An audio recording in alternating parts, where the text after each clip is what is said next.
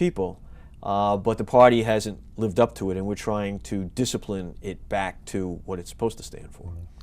I've long been a believer of term limits.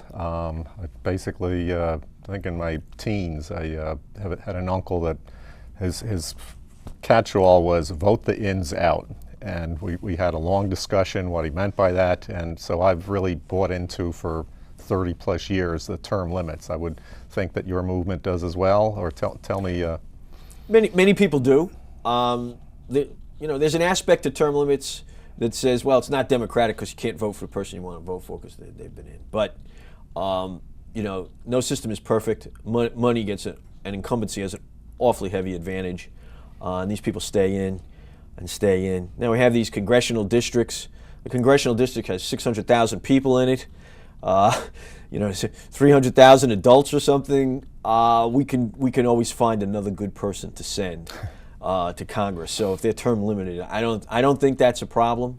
And I think in the presidency, there's a good case to be made. Could be a 6-year presidency, and the president wouldn't be always focused on an election.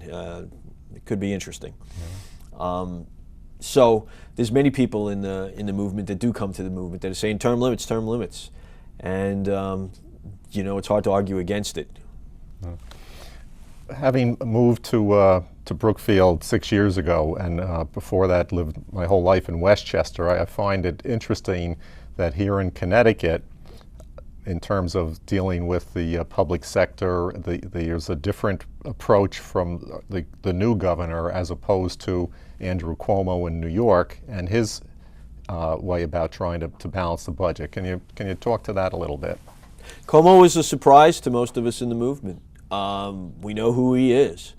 I mean, he's a liberal. He comes from a staunchly liberal background. He's been gunning for that office for 20 years. Long time. Ever since his dad left it. But you have to tip your hat a bit to the man. The great empire state of New York, if they didn't get control of their finances, would have gone down the tubes. And the man actually recognized it, and I do give him credit for that. He went in certainly with a lot of union support, public union support, traditional Democrat, big spending support, and he looked at reality and said, this can't go any further, and I'm going to get my arms around it. And I give him credit for doing that. It really is the only answer. There's no more money. There's no more money on the municipal level, the state level, or most assuredly the federal level. Now you had a Republican in New Jersey do what you would like to see a Republican do. One in Wisconsin, Virginia, Texas, Ohio. That's what you'd expect to see, a good conservative Republican do.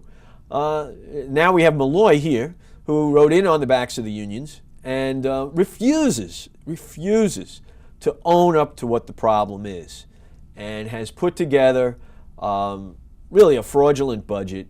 It was all kabuki theater, going out to the 17 town halls and asking everybody what everybody's opinion is. He got everybody's opinion, pushed forward what he wanted to push forward anyway.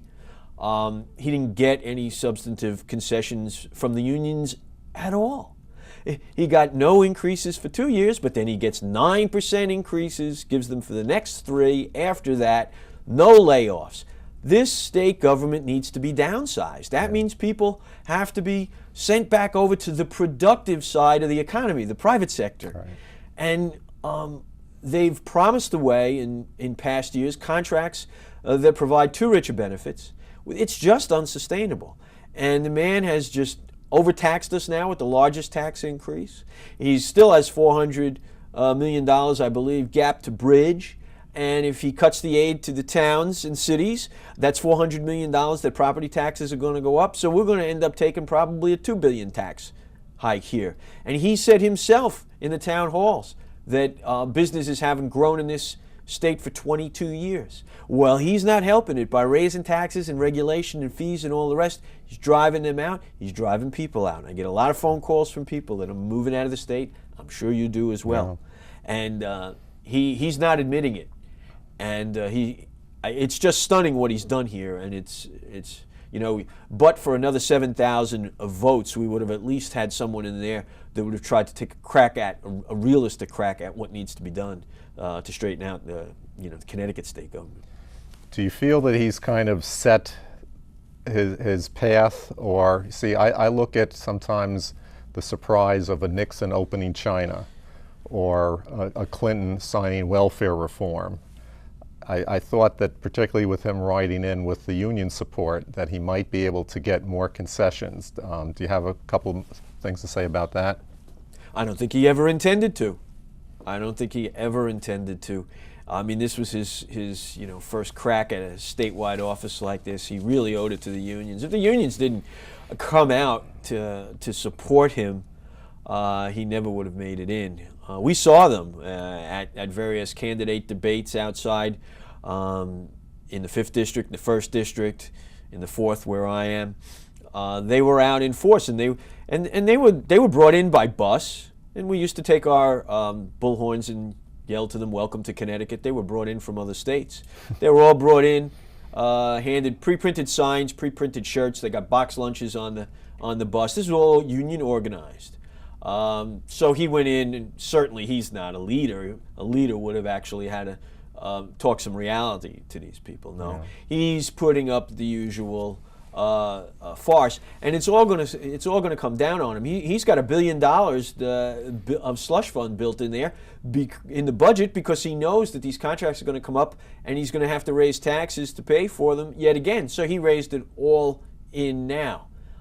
It's strictly a view towards getting reelected and holding power, and it's deplorable. And it's a shame that the people of Connecticut can't see the bad governance they're getting from the majority in the Assembly, the majority in the Senate, and now the governor. Yeah.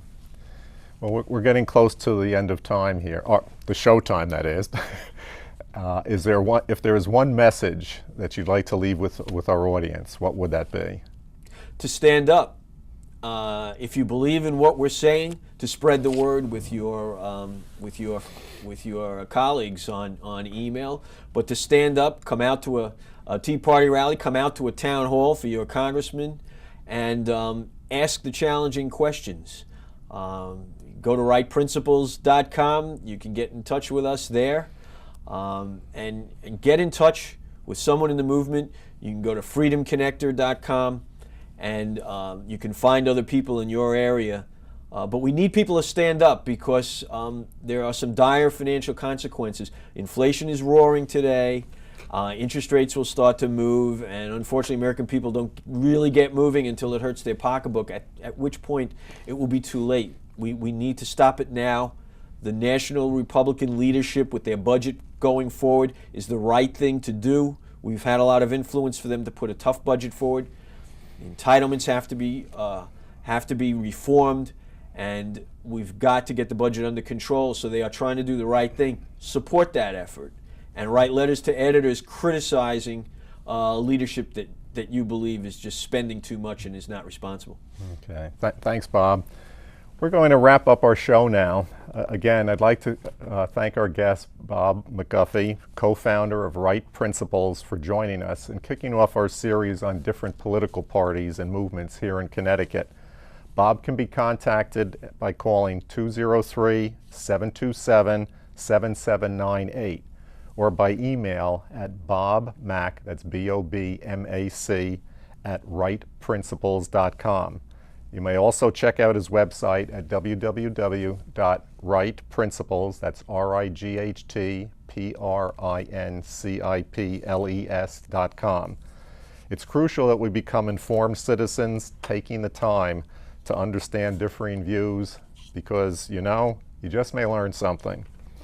I also want to remind our viewers that our air dates are on Charter Channel 21, are Mondays at 4:30 p.m. and Thursdays at 7 p.m.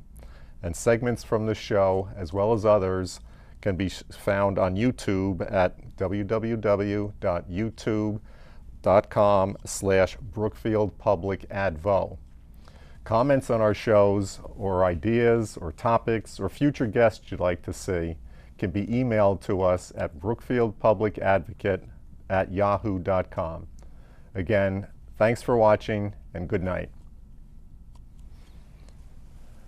I guess we're done. Is that it? No, it's still on. I guess we have to look like we're chatting here.